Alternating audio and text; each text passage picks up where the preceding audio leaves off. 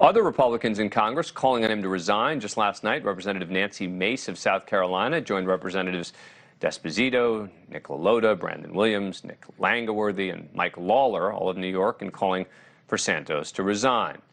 This, in addition to all the leaders of Nassau County's Republican Committee in Santos's district, who called for his immediate resignation yesterday.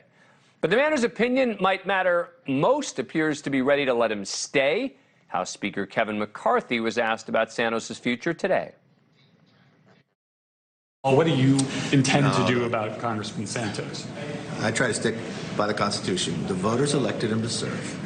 If there is a concern, he has to go through the ethics. We'll let him move through that. But right now, the voters have a voice in the decisions, not where people pick and choose based upon what somebody's press has. Would you, so he will continue to serve. are you going to take any action against him at this point? Are any of these allegations acceptable to you? What are the charges against him? Well, I mean, is there a charge against him? You know, in America today, you're innocent until proven guilty. Well, yes, except you're innocent until proven guilty even after you're charged. And that could be coming based on the number of investigations he's facing. Now remember, before Santos was even sworn in, he had to vote for a House Speaker, and he voted for Kevin McCarthy 15 times. But while on the floor, other members of Congress were wheeling and dealing, socializing, debating, and in some cases practically coming to blows. George Santos, though, mainly sat alone.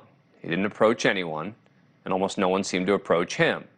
So while he may be the biggest draw for the media,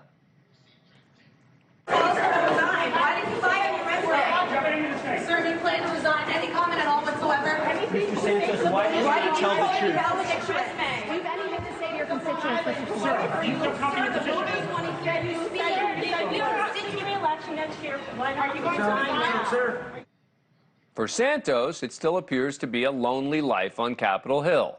Whether he's sitting in the chamber without anyone daring to sit next to him, or even making his way through the halls of Capitol Hill and beyond, hounded by the media, this freshman congressman has had a heck of a first week. Joining us now, Mychael Schnell, congressional reporter for The Hill, who's been following George Santos since he came to Congress. Thanks very much for coming on. Appreciate it. It must be really odd to be George Santos right now. What has it been like for him? I mean, are any of his colleagues talking to him apart from Matt Gaetz? Definitely peculiar, Dan, and definitely different from some other rank-and-file members. One thing, just for starters, is since Santos arrived on Capitol Hill, there has been a massive media stakeout outside of his office in the Capitol, with cameras and reporters trying to speak to him every time he would come out of that office and walk back in. And he really isn't answering too many questions. We saw some comments from him today, from yesterday, being defiant, vowing not to resign. Also, that 142 comment. Last week, though, when reporters caught up with Santos, he would only announce his support for Kevin McCarthy for Speaker, refusing to comment on the several scandals that are following him. So that's what it's been like for Santos, being constantly peppered with questions in the hallway, in and out of his office, and he's really being very selective with what questions he's answering. Other than that, as you mentioned, he's been a bit lonely on the House floor at times, with not many members talking to him, mingling with him, though we have seen him on the floor a few times with Matt Gaetz. We also, as you mentioned, saw him on the War Room podcast with Matt Gaetz earlier today. So it's definitely been a lonely first week as a member of Congress and first week in Washington for George Santos. Thank you for watching. Go to newsnationnow.com to find NewsNation on your cable provider. And don't forget to click the red subscribe button below to get more of NewsNation's fact-driven, unbiased coverage.